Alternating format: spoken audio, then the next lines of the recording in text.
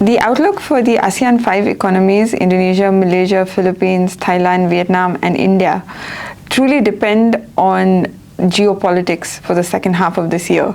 As we speak, tensions between US and Iran have thawed, which means that oil prices have come off in a very perceptible manner. And this bodes well for much of this region, particularly Indonesia, India, the Philippines, Thailand, as well as Vietnam. For Malaysia, we've always said, as a net commodity exporter, it tends to be a bit of a mixed bag. But generally for the region, lower oil prices suggest that inflationary pressures going into the second half of this year will likely be lower than the pressures we've seen in the first half. However, this is not a straightforward equation, because what we saw during the height of geopolitical tensions between US and Iran was supply disruptions, higher prices along the supply chain, which has manifested in higher producer prices for most of this region. More importantly, we have seen that while inflation pervasion has not been very high, there is anecdotal evidence of higher prices as well as supply shortages across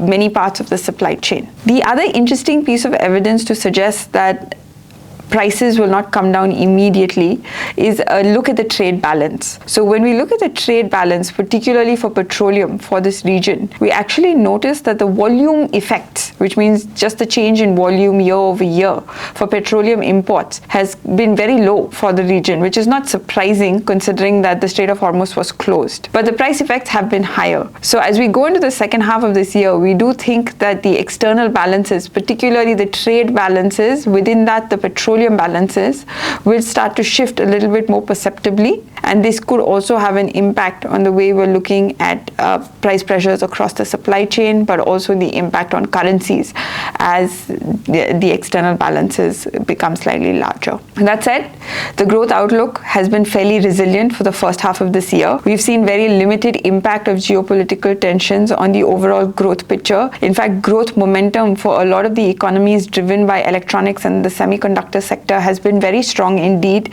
and has surprised to the upside of most of our forecasts. But going into the second half of this year, we are expecting a little bit more of a normalization when it comes to the growth outlook for most of this region. We are expecting overall economic growth to slow a little bit for the full year 2026 versus 2025. That said, there is still a little bit of overhang, particularly for certain economies when it comes to the direction of monetary policy. So for Bank Indonesia, we've already seen a cumulative 100 basis point hike coming between 29 days in May and June. Banco Central like Filipinas has also had to embark on a fairly aggressive rate hiking cycle. We have seen some comments coming out from most other regional central banks suggesting that they are very closely watching the impact of price pressures across the supply chain. So going ahead, we do think that there will be continued rate hikes for BI, BSP, and subsequently RBI and BNM will also start to normalize policy. However, the timeline for these is not any time in the second half of this year. We are looking more at a first half of 2027 story. So very specifically for Malaysia, we do expect Bank Negara Malaysia will normalize its policy rate possibly in the first quarter of 2027. For India, the outlook has been a lot more complex, but the Reserve Bank of India has stepped up on the 9th of June, delivering a whole gamut of measures to try and attract portfolio inflows. They've done this in combination with the government that has reduced taxes on holding government securities, which has also led to increased bond inflows into the market over the last 1 month. As such, the Indian rupee has been the only currency to appreciate in the last month compared to most regional peers, which suggests that there are some tailwinds helping the overall sentiment story, but also the currency story. Looking ahead, we don't think, however, that the RBI is immune to the rate hiking cycle that we're seeing in certain countries in the region. And that's particularly because we do think inflation will start to build up in the coming months.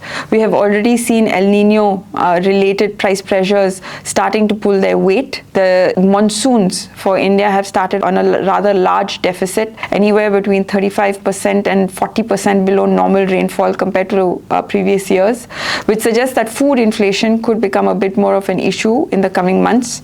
Rains have since improved, resulting in a smaller deficit. Food inflation is usually pervasive in many ways for India, because a large proportion of households do spend a bulk of their income on food, and that tends to have more straightforward second round effects. As such, we are still looking for rate hikes from the RBI. It will be a shallow rate hiking cycle of about a cumulative 50 basis points, which could start in the fourth quarter of 2026, the calendar year, and continue into the first half of 2027. That said, the growth inflation mix for India remains overall quite comfortable and does not in any way suggest that the economy is in a place of difficulty. In fact, GDP growth has been extremely resilient for the first quarter of 2026, with the fiscal year of 2025-26, year ending March 26, closing on a relative high. Going into FY 2027, we do expect some moderation in GDP growth, but we do still believe that this will be such that the potential growth, it will meet potential growth figures. In terms of inflation, the Reserve Bank has itself increased its own inflation forecast, so about 5.2% for this year. We do have similar forecasts. However, given what we've seen with global oil prices, the immediate risk might be to the downside, but like we said, food inflation and second round impacts still warrant monitoring.